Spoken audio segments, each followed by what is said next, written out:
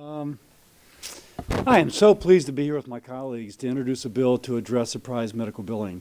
And the principle that my office has always taken, but I think is the principle which we all embrace, is that the patient should be the reason for the care, not the excuse for a bill. Let me just explain the process. Several months ago, we began to meet with the goal of speaking of price transparency. And as we look for aspects of price transparency to address, this came up logically. We requested information from stakeholders, have received a tremendous amount of feedback from stakeholders, and have incorporated that feedback as our staffs continue to work together to find a place that was fair to all. And let me just say, in fairness to the stakeholders, they all agreed the patient should be held harmless. If you will, not a point of leverage, but rather a reason for the care. Now, our legislation now means that a patient is protected from receiving out-of-network bills in emergencies or when receiving care at in-network facilities. The provider would be paid the difference between a patient's in-network cost sharing and the median or the average in-network rate for their services. But if the provider doesn't like that, then they can go through an arbitration process with the insurer and they work out the differences, but the patient is held harmless. And I like to say, if the principle is that the patient should be the reason for the care, not an excuse for a bill, this legislation takes that principle and turns it into a practice. And that is our aspiration, that is our goal. I think that is what we accomplish. And now I'll turn to my colleague, Michael Bennett. Thank you, Senator Cassidy. Thank you so much. Thank you for your leadership. Thank you for being a doctor and bringing a doctor's perspective to this work, somebody who actually knows how our healthcare system works. It's a great privilege to be here with Senators Hassan and Young as well. It's been almost 2 years since we started our work to prioritize transparency in healthcare. And when we first requested ideas from the American people on what needs to be addressed, we received over 100 comments. And from these comments, one thing was clear.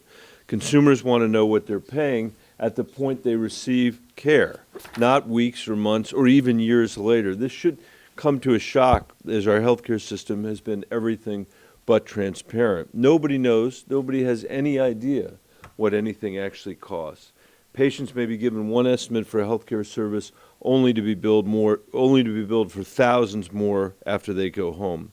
You can go to your in-network hospital to deliver a baby and get billed thousands of dollars from the out-of-network anesthesiologist. As I was walking over here, my scheduler said to me she just got a bill for her anesthesiologist a year after she had had her kid in the hospital. About a month ago, I had surgery for prostate cancer. The charges were $94,000. I can't imagine what somebody would have done with that bill if they hadn't been in network. And what's even more egregious is having health insurance and receiving a bill like this because it was an emergency and you had no idea who was on staff in your in-network hospital. The last thing a patient should have to worry about is being blindsided by unanticipated and potentially financially devastating medical bills.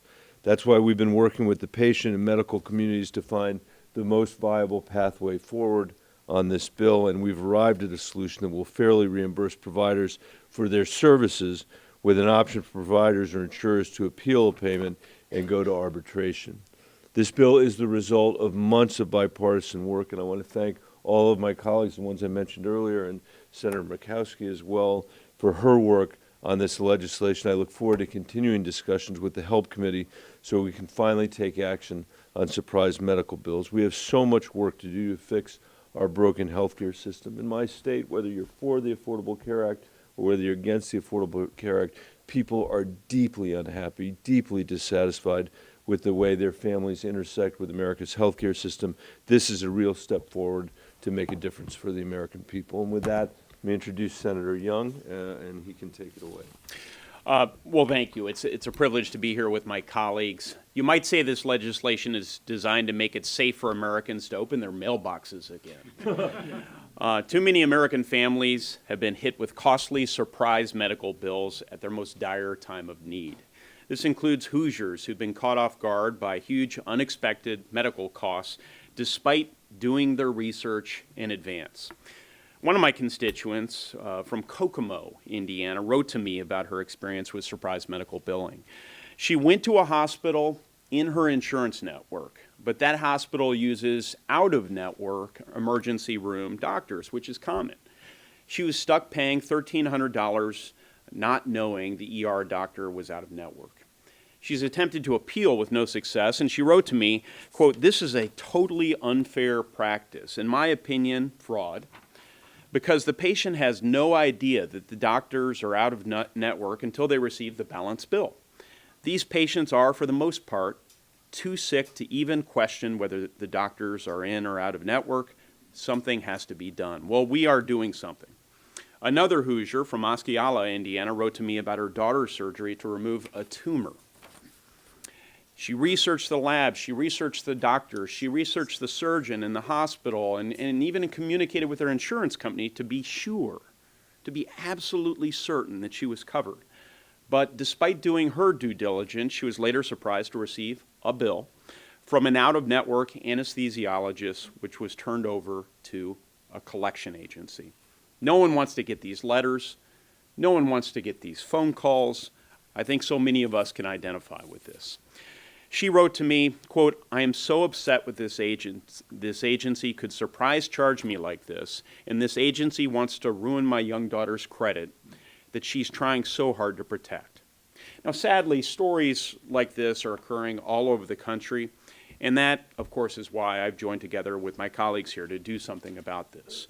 After carefully studying this issue and possible solutions, we've come up with an approach that protects families from financial strain by establishing a process that keeps patients out of these billing disputes and enables them to focus on their health rather than the anxiety of unexpected medical bills. So once again, I commend my colleagues for their hard work on this effort, and it's great to join together with you. You took away our script, you took away our order. I think it's Maggie next, but just there.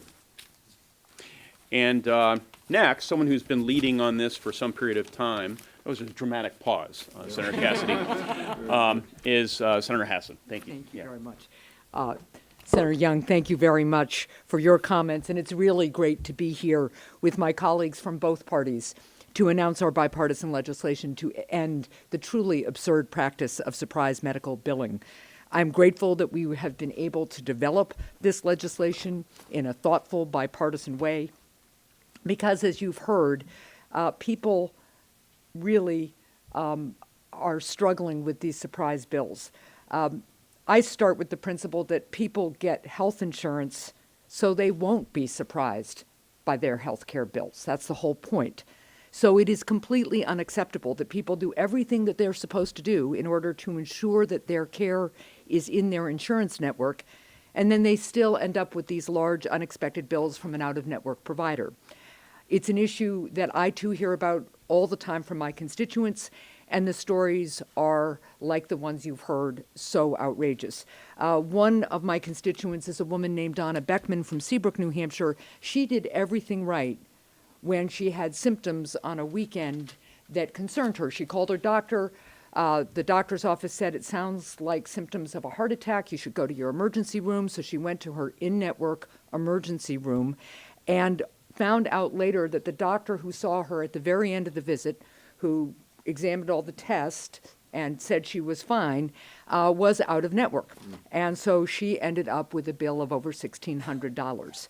And we also know that non-emergency situations can result in surprise medical bills too. So that's why it's so important that our bill would end surprise medical bills, both for emergency care, regardless of whether the facility or provider is out of network, and for non-emergency care at in-network facilities. Under our bill, a patient would be responsible for the in-network cost-sharing amount of their care, just as they would in any in-network situation. But then the patient would be totally removed from any subsequent payment disputes. That's really the key part of our legislation, taking the patient out of these payment disputes between plans and providers. There is strong bipartisan momentum behind ending the absurd practice of surprise medical bills. Senator Cassidy and I were at the White House last week to join the president as he spoke out on the importance of addressing this issue. I'm hopeful that we can continue working together to pass this legislation and get it signed into law. I want to thank all of my colleagues again here today for their work and leadership on this issue, and it's now my pleasure to hand the podium over to the excellent senator from Alaska, Senator McCaskey. Thank you. Senator Cassidy, Senator Hassan, all of you who have worked so hard along with us for, again, so many months in such a collaborative way and effort to address the stories that we hear. People think that a lot of our job is to roll up our sleeves and be working legislative text. A lot of our job is taking the phone calls, visiting with folks back home, walking through an airport, and you hear the most personal of personal stories because people are mad. They're upset, they're frustrated, they've been sick and tired, and now they get the double whammy with these surprise bills that come after the fact. The individual who goes in for his colonoscopy, he's done, as we all say, he's done everything right, he's checked everything out, he's gotten the clear go-ahead while the procedure is underway, and he is asleep. Polyps are found. The doctor does the right thing, sends it to the pathologist, sends it to the lab. Unfortunately, the lab is out of network, the pathologist is out of network, and surprise, when you wake up, it's not what you thought it was going to be. I can guarantee that with every one of you in this room, as young as some of you are, there is a story that you know or in your family about somebody who has been surprised with some add-on to the bill when they thought that they were going to be covered, that they had done their homework. It would be akin to going to a store, purchasing a new jacket and paying full price for it, taking it home, and then 4 months later getting a bill for the bag that they put it in, the tag that was attached to it, and being told this is what you're obligated to do. And then you have to continue the fight from there. The effort to get the patient out of the middle, the effort to make sure that the patient is no longer used as the bargaining chip in these disputes, this is what this effort is all about.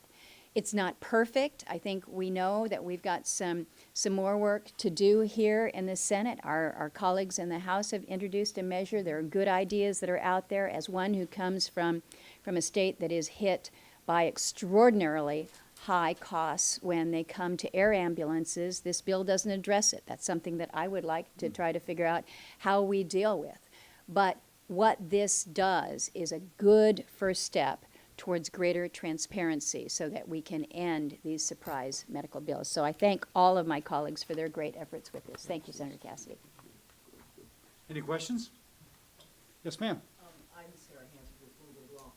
Can anybody address, on the arbitration issue, that's not in the House bill, the health insurers and the employers say that could be inflationary. Can you all address that? Do you want?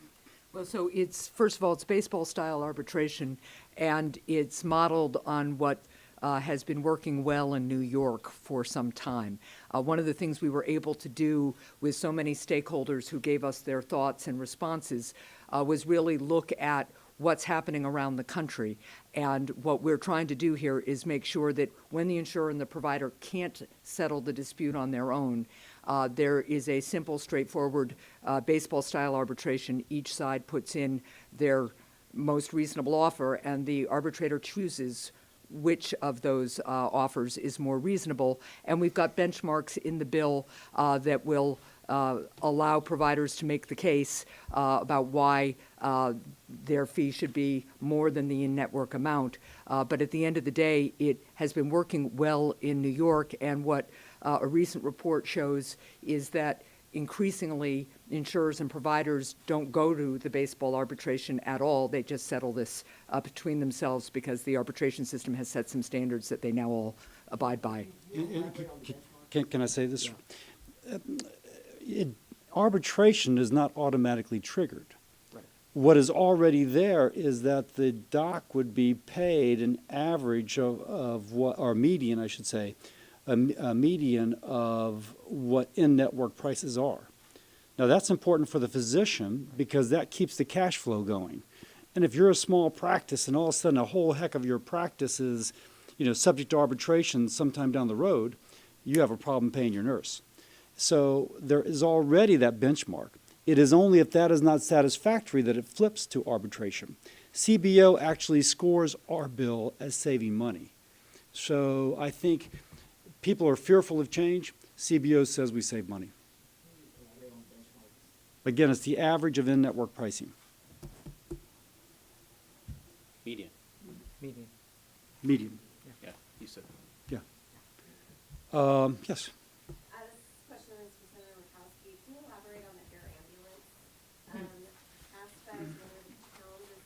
What are the challenges? How about $100,000 to get you from your village to Anchorage, where you will receive your medical treatment because you have an emergency?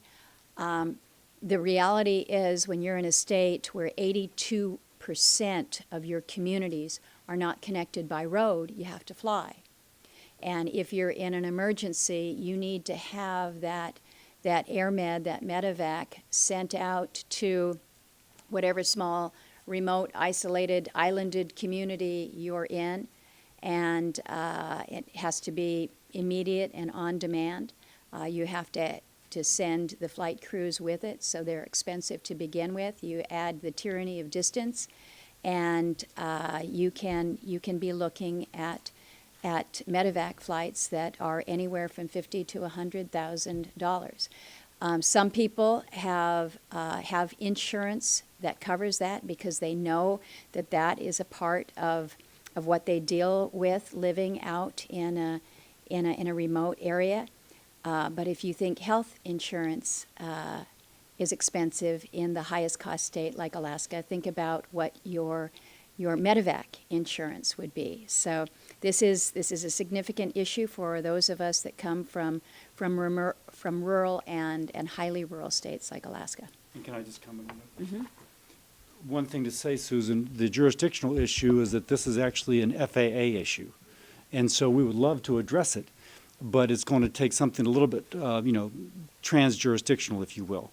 And we've been discussing this with Commerce Committee. And I also want to thank my colleagues for correcting me. It is the median, not the mean.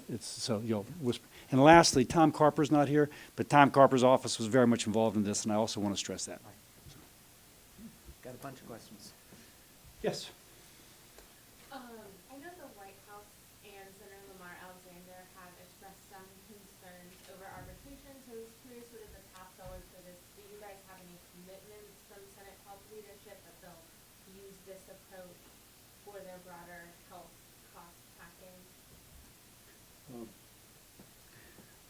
We've discussed this with the Senate leadership. I think you see here kind of getting that sweet spot. Recall what I said, we do not start off with arbitration. We start off with the median of in-network pricing. So I think that's where they want to be. But I will note that Greg Walden on the House side, for example, said that he would be okay with arbitration.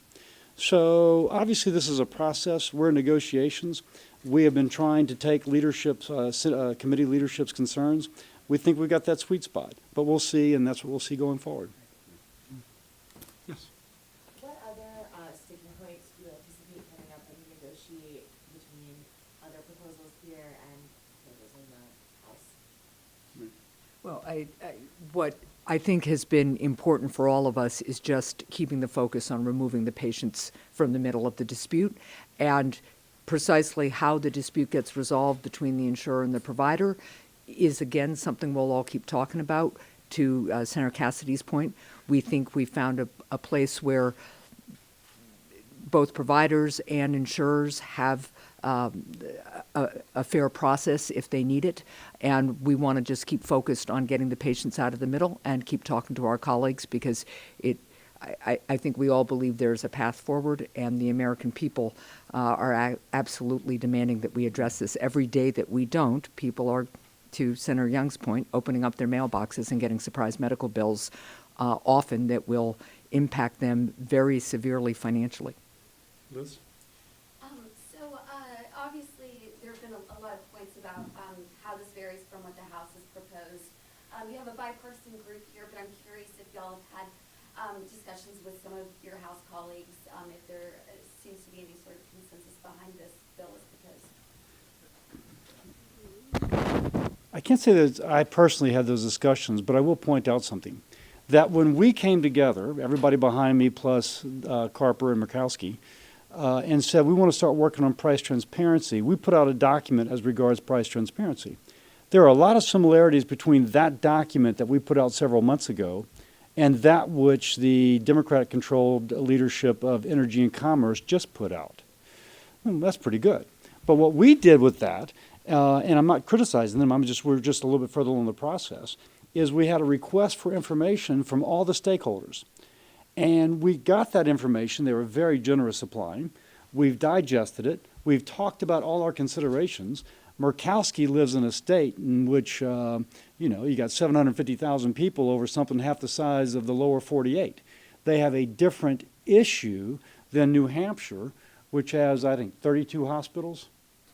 26 hospitals in a state which is, shall we say, smaller than Alaska. So I think what we've taken is those broad principles that they are starting with, and we have brought it to this legislation. So I'd like to think that we will converge at the same point, and that they will kind of like what we've done. I just want to again commend my colleagues. I've enjoyed, our office has enjoyed working with them. You've shown a lot of leadership here, so I regret that I need to disengage.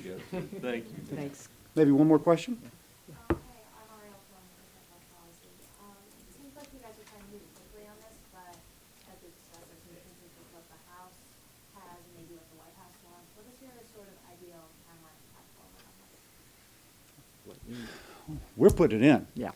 Now, we got to force the conversation. But that said, Lamar Alexander has said that he wants to start considering these issues and help by the end of this month. And maybe have I think he said, and I'm looking at my staff to confirm, having a vote, next month, in that's June. right. Yeah, he said that when we were at the White House. Yeah, so I don't think that we're hustling it. I think we're kind of hitting our marks.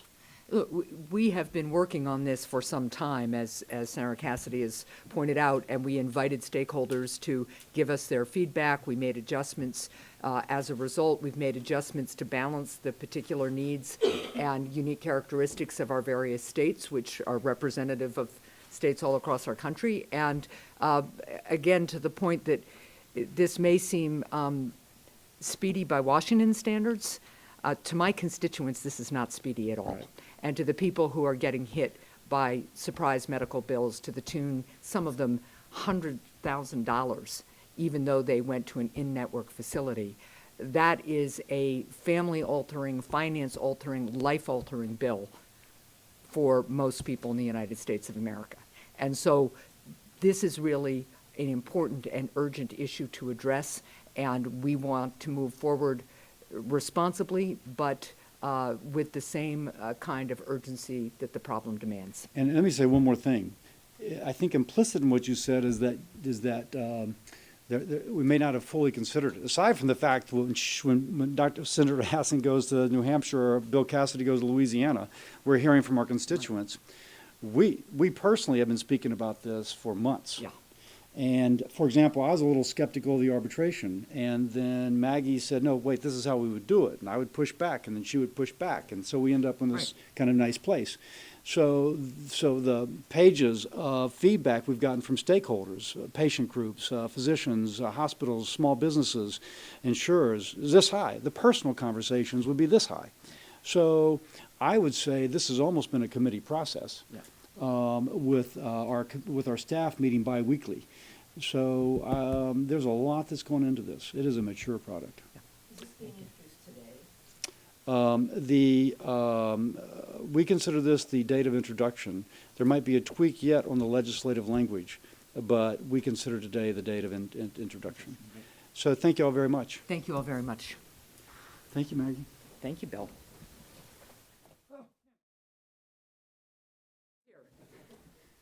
One P.S. more reason why public transit can foil you. Yes.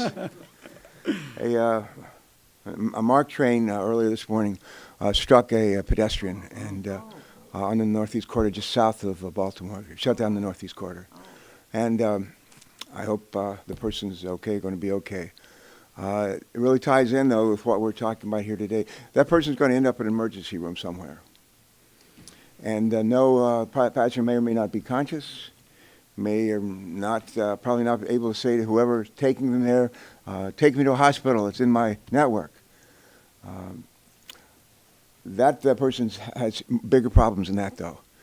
Other people are going to show up at hospitals today in emergency rooms that they picked because it's in their network. It's in a hospital in their network. And they will ultimately be treated by somebody in that hospital, in that emergency room, who's an out-of-network provider. And that person trying to do the right thing will end up with a large medical bill. And in some cases, many cases, not have the ability to pay for it. I'm told that about 40% of the people in our country don't have more than like $400 in cash to be able to pay their emergency bills. Later today, Bill and I will, before we go to our caucus lunch, Bill and I will be in a Bible study with Barry Black, who is the Senate chaplain, retired Navy captain, retired Navy admiral, and former chief of chaplains of the Navy Marine Corps.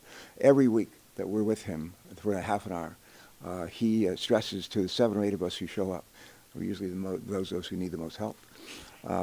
He will stress to us the golden rule, the need to treat other people the way we want to be treated. And he always reminds us it's the most important rule of law.